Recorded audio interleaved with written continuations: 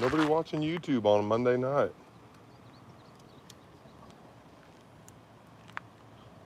I was gonna see who is out and about to chat.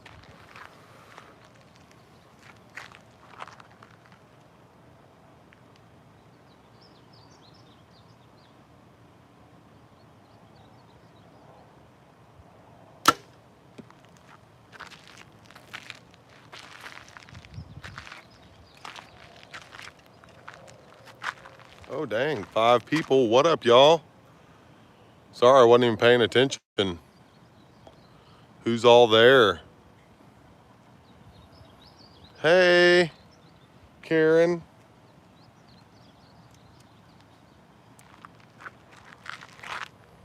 What's up, Greg? Watchman77, Roy King.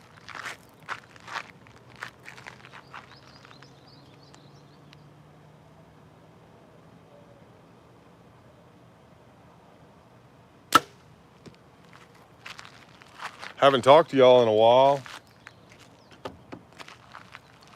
Figured I would get on here and see who is up, see who's out and about.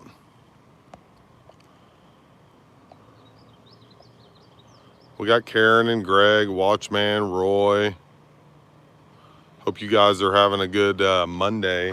It was hot today here in Central Texas. Mega hot.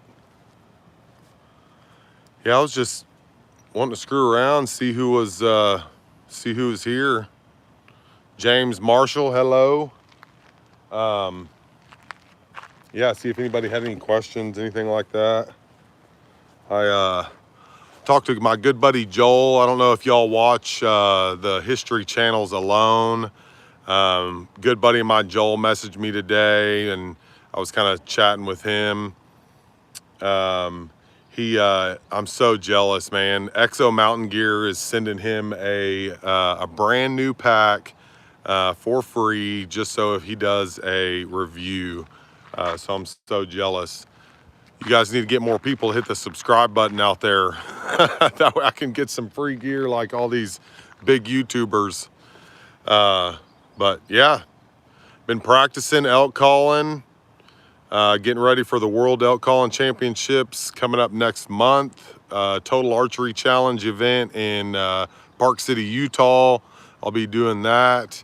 Yeah, I thought so too, Watchman. I reached out to them and they sent me a used bag and no frame and anything like that. So I feel a little, I feel like the redheaded stepchild. Joel is not a big time elk hunter and they're sending him one, no big deal. So yeah, I'm a little butthurt about it, to be honest with you. And, you know, the deal was that they sent me that 6,400 bag. It was the bag only. And I've got to do a review on it, but man, I've been kind of reluctant to give a review, you know. But yeah, Karen, I'm gonna video the elk calling championship. Kyle is actually gonna be there with me, so he's gonna video the whole process. It ought to be pretty fun. That's gonna be exciting. I've actually got some huge news. I do have. I'm gonna do an unboxing video. Joe Gilia from the Elk Bros sent me something very, very, very cool. It's a prototype, and I can't wait to show y'all and let you hear the bugle tube that he has built.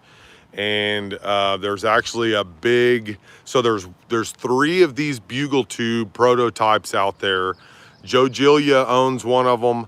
I now own one of them, and one other person, which is a legend elk calling legend, I guess I'll call him. I'm not allowed to say who it is because the word is not out on it, but I'm pretty damn proud that I have one of 3 of these prototypes. The other 2 are in hands of legends. So I'm super honored that Joe wanted me to have one of these bugle tubes for whenever I go out to Park City for the elk calling championships. So that's pretty awesome. I can't wait for that. Yeah, gonna be going. I'm gonna go out early that week actually, and do some scouting. We're going to be hunting completely new area. I've never even been to this part of Colorado, and that's where me and the Elk Bros are going to be hunting together opening week of September. So that's going to be pretty cool. Yeah, I can't wait. I'm gonna take the dirt bike out there and try to cover a bunch of country. And I'll be doing, I'll actually be filming the Exo Mountain Gear, the 6400 pack review out there. I'm actually kind of putting that pack through its paces right now. I'm fixing to test it. They said that they've tested these frames and packs with 250 pounds. So I'm gonna load it up with as much weight as I possibly can. I'm probably gonna have to go to the feed store so I can weigh it and make sure that I've got right at 250 pounds in it, and we're gonna see how the pack does. I know this past year, whenever I was packing out Kyle's bull, I had a failure in the pack, and I'll show you that in the review.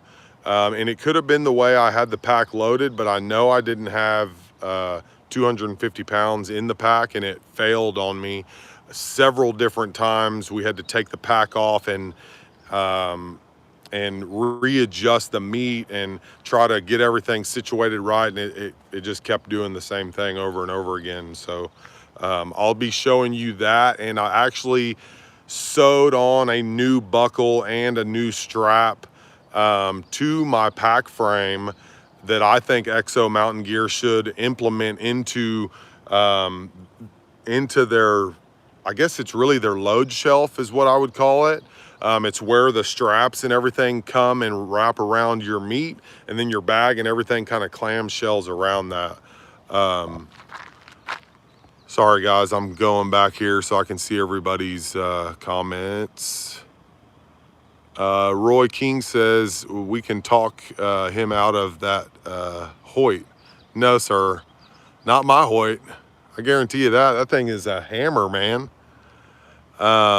James said, can you post a video on how, like on how I how I e-scout for elk? And he said, it's cool that you're hunting a new area. I'm sure you guys can see this. I always like to repeat it back so that if anybody's not paying attention to the comments. But yeah, man, so I can definitely try to put together a video on how I e-scout for elk. But really, man, it doesn't ever do justice. You know, you can look at these Google Earth and OnX and you name it, man. You can look until you're blue in the face, and it does no good at all until you actually get there. And even if you can't get out there to scout boots on the ground, you should be scouting immediately. Like as soon as you hit the ground out there, that's what you're doing. You guys, you have to remember there are elk in every single unit, like in Colorado. And if you do your research, if there are elk there, then you just have to key in on those areas that the elk are going to be hanging out during the day.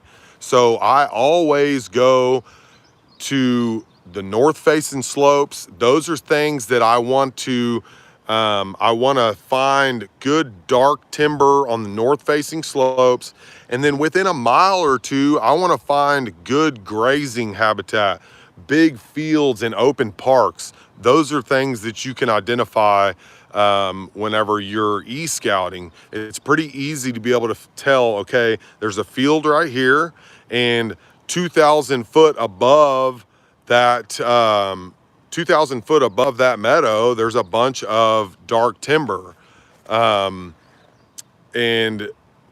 you know, those are things that I kind of key in on, that, and where is the pressure going to be coming from? Where are the people going to be? You know, where they're going to be traveling to and from, if there's a trail that guys are going to be using, if there's a parking area, all that stuff I try to eliminate, you know, this year is going to be different hunting with the elk bros because they tend to use four-wheelers and stuff like that more. I've never done that, so that's going to be new for me. So, you know, I'm looking at these areas that have trails running all through it now, and it's crazy because we've got some inside info that there are a lot of elk here, and it's a good area, but it's crazy to me that there's four-wheeler trails and ATVs and UTVs and shit like that that can just drive all over the country. And between one trail to the next, I mean, you're only looking at like 3 or 4 mile distance between them. So, you know, we're gonna have to concentrate in on those pockets of bedding areas because most of the elk are gonna be in those bedding areas all throughout the day, especially whenever they're hearing everybody's four-wheelers and, you know, dirt bikes and stuff like that bombing around. You know, e-scouting is not my forte. It's more boots on the ground more than anything. Greg said ×2 what James said. Greg said use unit 70 if you do. I hunt an open area where the elk bed in small timber pockets. This is Adam. And sometimes we call them in, and sometimes they don't respond. Should I call longer, like an hour or more? Any other open country advice? Here's what I would tell you, Adam. If you're hunting that big open country, there's a few places where Kyle and I hunt that you can actually get real high up on the mountain, like get up above their bedding area or something like that, and be able to, if there are those pockets of trees, I would just get basically side hill to those pockets of trees, get a lot of elevation first thing in the morning. I'm talking before daylight too, man, because if it's open, they're gonna be almost to those trees or to that cover area right when the sun is coming up. So if you're not there to glass them or to hear them, most of the times they're gonna be coming from those big wide open areas, and they're gonna be trying to find shade, or they're gonna be hitting those pockets of trees. So if you're up there before that, even if they're several miles away, you can at least locate them and see the direction or the drainage that they're headed up. Got some rain coming in. You can see the direction that they're headed up, and then wait for those thermals to switch that morning, somewhere between, you know, usually between 9 and 10 o'clock, depending on the day. And once those thermals switch, I would move into those pockets of trees and just be very, very cautious. Move extremely slow. Use your binoculars, glass up ahead, move 10 yards, glass up ahead, move 10 yards until you either spot something or until you get to a situation where you can start to call. And a lot of times, like if I'm gonna be moving into an area where I think for sure that elk are there, I won't necessarily just call right off the bat, especially in early season. I might go in there and just start raking a tree for like a good minute to minute and a half, right? And then sit down there and just listen. And then if nothing has responded or you can't hear anything coming in after about 5 or 10 minutes, then I would do the raking some more, and then maybe let out a locate bugle. Just maybe setting that scenario up that you're all by yourself over there first, okay? And then wait, you know, don't ever just call, especially for an elk. Y'all, they could be a mile across the canyon from you, you know, and for us, it's gonna take us a long time to get over there. But for an elk, it might only take him 30 minutes. And if he's working through the shade and stuff like that and feeding as he goes, it's gonna take him a long time to get over there to your spot, even if he doesn't bugle. So you've gotta give him time. You know, the pace in the woods, in the elk woods, is extremely slow, like breakneck slow. I mean, just bore you to death slow. So you've got to think about that. Like, the elk don't have anything to do. They don't have a phone to sit there and mess around on. All they're doing is worried about, is it cool enough for me to stand up and eat right now? Do I want to lay down? Am I tired? Or is it time to go breed a cow, right? Those are the things that you have to be thinking about. Those elk are moving extremely slow. So you've got to give it that time, dude. And don't give up on your scenario. I don't know how many times I've just let out a locate bugle and I'm like, dang, nothing responded. And then I sit down and I start digging through my pack. And next thing you know, I shot a bull like this several years ago. I was by myself. Kyle couldn't hunt with me that weekend or that week, and ripped out a locate bugle. I sat down and I'm sitting up about 11 and a half, 12,000 feet. I'm just under 12,000 feet. And all of a sudden I catch movement over to my right, and I've already sat down there for 5 or 10 minutes and I've been eating, just, you know, getting a snack, getting some water. And all of a sudden, man, a bull pops out to my right and he starts moving downhill just a little bit. And he came in within 15 minutes of me just letting out one locate bugle. He came over there to see that other bull. It's early season. He came over to be like, man, is this bull, I've never heard that bull before, first of all. I should probably go see if he's bigger than I am so that I know where I'm at in the pecking order when the breeding comes. When it's time to breed the cows, all those bulls know their position in the herd. And if they hear a new guy that's moved in that hadn't been there all summer, and all of a sudden, here comes Mr. New Guy, they're gonna come check you out. What else? Yes, sir. Boots on the ground, man. Richard said, I live Northwest Colorado. Come hunt with us sometime. I'm down, Richard. This year is so busy, man, with the hunt wars. I'm going to be hunting with the Elk Bros the first week of season. And then 2 weeks, I'm going to be coaching for Hunt Wars TV. I'll actually be representing the Elk Bros on Hunt Wars. And then after Hunt Wars releases me from my duties there, then I've got 5 days to get it done in Colorado.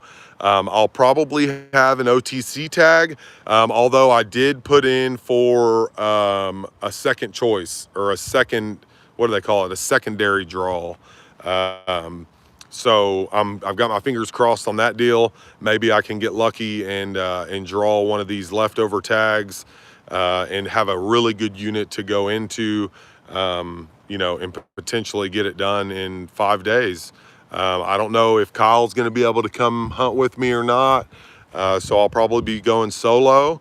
But, you know, I got to have elk meat, so I'm going to push to the very last second of elk season this year in Colorado.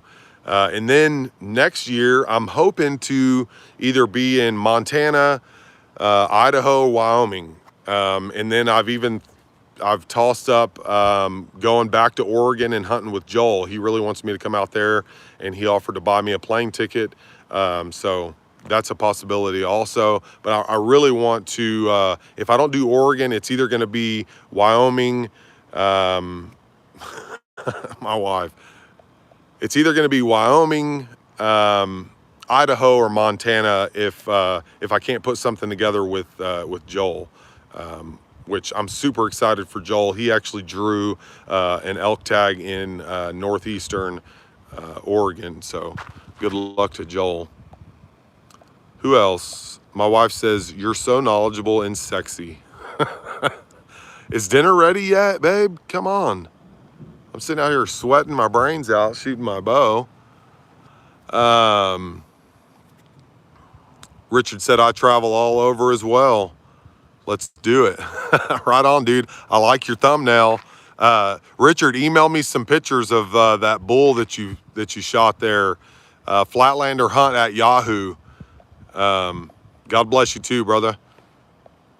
Anybody else got any questions? 13 of y'all on here right now. I've just been out here shooting the bow.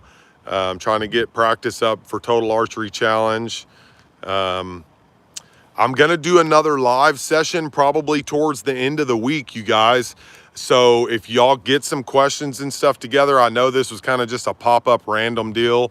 I just wanted to holler at y'all, kind of vent a little bit about the Exo Mountain Gear deal.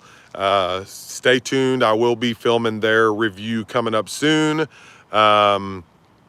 What else? Yeah, get some questions and stuff like that together. Let's meet up maybe Friday or Saturday night. That way I don't know. Do y'all want to see the Bugle Tube unboxing video, or should I do it live? Let me know. You know, let me know. I'll open it up live. There's only 3 of these Bugle Tubes in the world right now. I have one. The legend Joe Giglia has one, and another legend that every single person that elk hunts knows this guy. If they don't, you guys are not, you're not doing your homework, okay? You're not figuring it all out when it comes to the calling elk game. This dude is a absolute legend. Him and Joe Giglia brainstormed together. They built this Bugle Tube. It is, I know the name of it is the Soloist. I'm sure if y'all watch, if y'all watch the podcast that Elk Bros does every now and then, here recently, you can see Joe using it, and that is one of the prototypes. It's called the Soloist. I cannot wait to show y'all. So let's do it live. I say we do live Saturday night. I'll be working Saturday, so Saturday evening, let's do like 8 o'clock. I'll make a post for it. You guys set your reminders, 8 o'clock Saturday. I'm gonna do a live unboxing of the Soloist Bugle Tube by Elk Bros. And no, sir, Jeff, I am not retiring my wiffle ball bat bugle. I've actually got, I actually want to do a comparison. So if you guys are free Saturday night, maybe I can rip some bugles out of both, and you guys can be the judge of which one you think sounds better. And man, I need y'all to critique me too. I'm going to be going to the World Elk Calling Championships in a month, you guys. So I've been doing some practicing, and maybe I can do a little bit of my freestyle or any calls that y'all might need help with. I'm here for you, and we'll rip some bugles and probably have a couple beers too. So see y'all later. Peace out. I'm gonna go eat some eggs. See ya.